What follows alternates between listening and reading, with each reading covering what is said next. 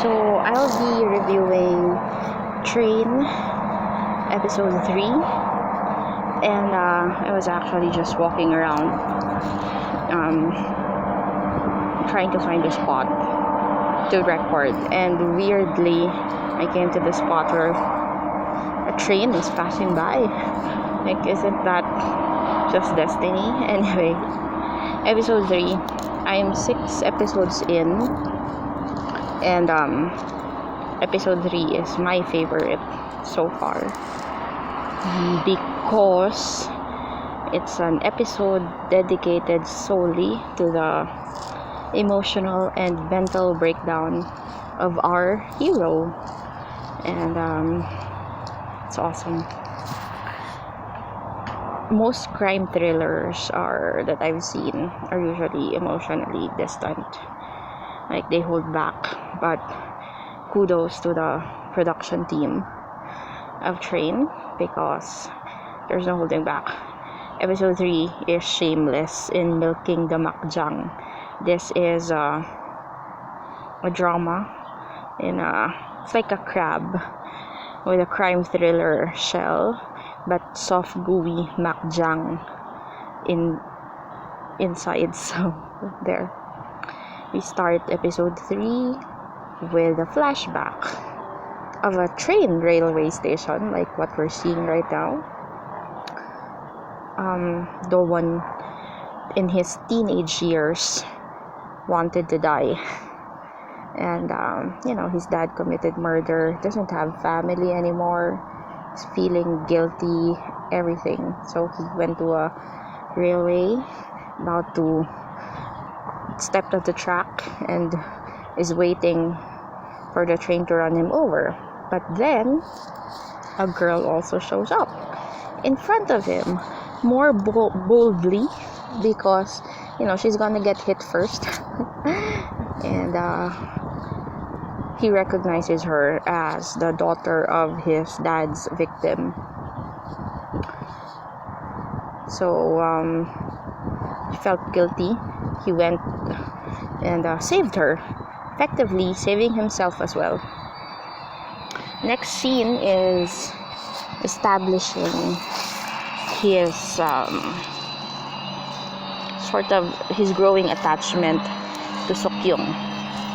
So he follows her to school, and next scene is he was saving her from someone who was trying to hurt her, who is her stepbrother, punching the stepbrother to death, and not death, sorry, punching him very hard and threatening to kill him if he hurts Seo Kyung again. And next scene is he brings Seo Kyung home.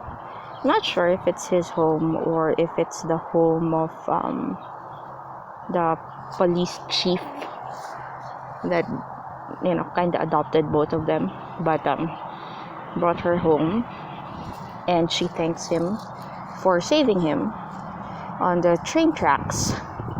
And he was like, "Oh, thank you too, because you saved me as well. You gave me a reason to live, and I promise you will never get hurt again."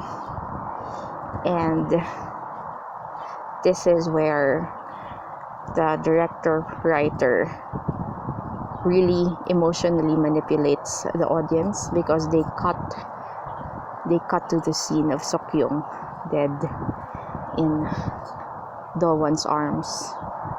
He wasn't able to fulfill his promise. She got hurt again, and that builds up. That sort of shows you the layers of Do-won's guilt. It's not just him rejecting Seo Kyung in episode 2. It's him failing in his proclaimed mission in life, which is to always protect her. Next scene is, I love this drama because most crime thrillers would use flashbacks and scenes like sparingly. You have a plot to unravel, and you would conserve your airtime to really significant scenes, or at least red herrings. But this one doesn't do that. The flashbacks and the scenes are mostly for emotional content. So there's a scene in the hospital wherein the friends come over to confirm if Seo Kyung is dead, and that's basically just that scene. Doesn't add to the plot, but adds to giving the audience a feel of what's going in Do-won's mind. I think the only helpful part of that is you see Do-won's eyes blurring. Kind of tells you that, he's really breaking down. It's beautiful though. I love that scene as well. And then we cut to the scene of the funeral, and Do-won finding out that Seo Kyung actually left a voice message to him. Now the voice message isn't about who the killer is, or again, nothing that adds to the clues of who the killer is, but it was a very emotional message from Seo Kyung, just telling Do-won that he shouldn't feel guilty anymore because it's not his dad who killed her dad. She wasn't sure, but she has a crucial piece of finding, which is that all the victims that are found on the train railway were wearing her mother's jewelry, and those jewelry were stolen on the night that her dad was killed. So if the killer is Do-won's dad, why would the jewelry be showing up now? Like, she's convinced that the current serial murders are connected to the death of her dad 12 years ago. And that's a voiceover with Do-won continuing his mental breakdown. He went to his office, looked at the pictures of the crime, and basically cried his heart out on his desk in front of all his subordinates.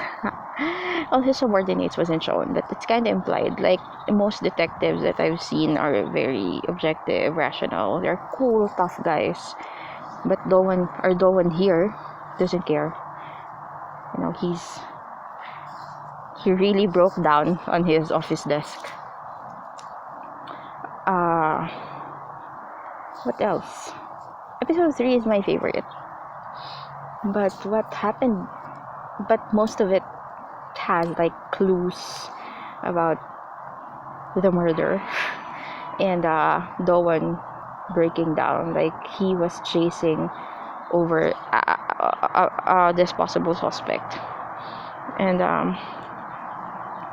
he was just so hyped up, like fired the gunshot without the need to do so, and really harassed this guy who turned out to be, innocent.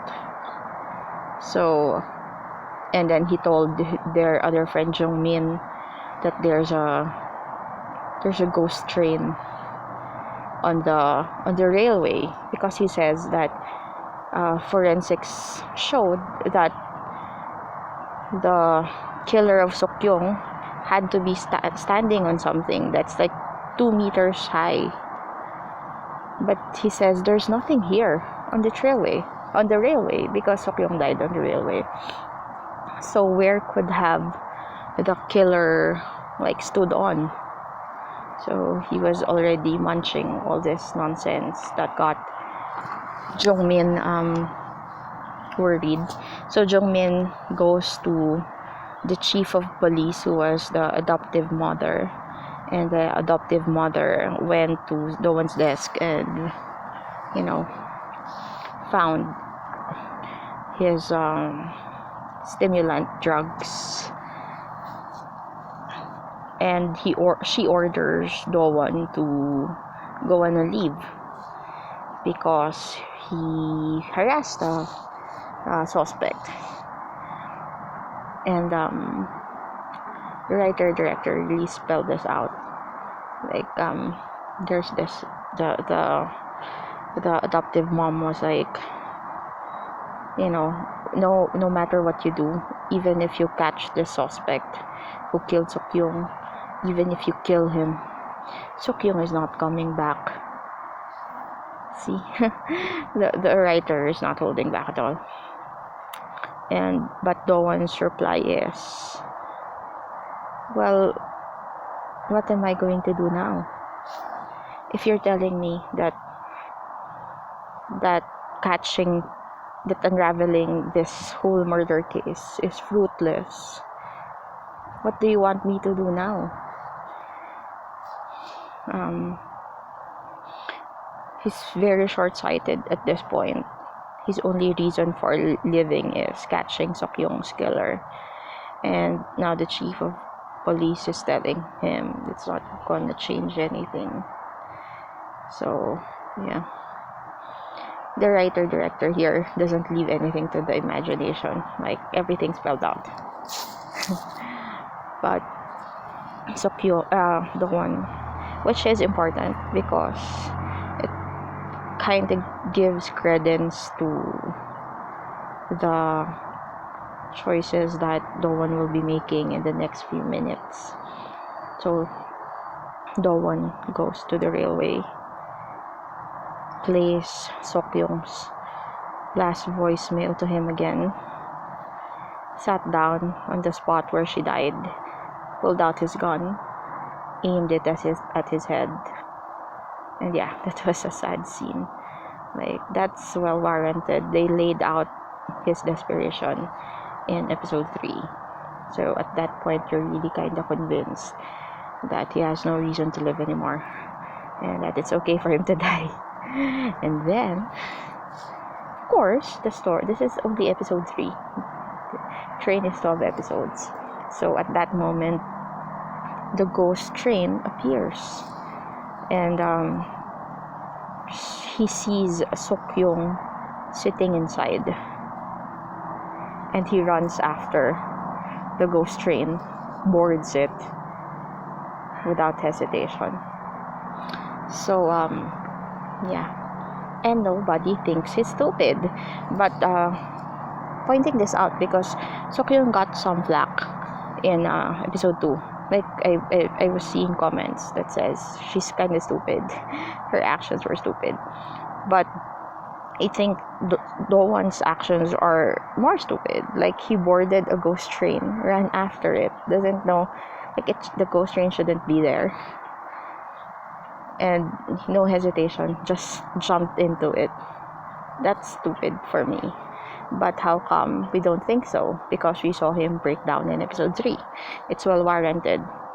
While we didn't see Seo Kyung, there wasn't enough airtime for Seo Kyung for us to see how her world also crumbled. And of course, she's not the lead.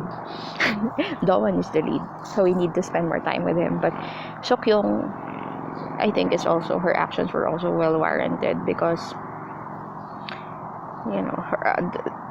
this is a girl who stepped on the blood of her dad, and then 12 years after, the possible murderer of her dad surfaced again, and she found out that the only 2 people she loves and considers as family lied to her, and the love of her life kept on rejecting her. So she was also, I would say she was also going crazy in episode 2. It was doesn't show, they just didn't show it to us. So yeah, I'm finished with my review, but the train is still hasn't passed by. It has paused and has stopped running. But I'll stop here. Bye bye.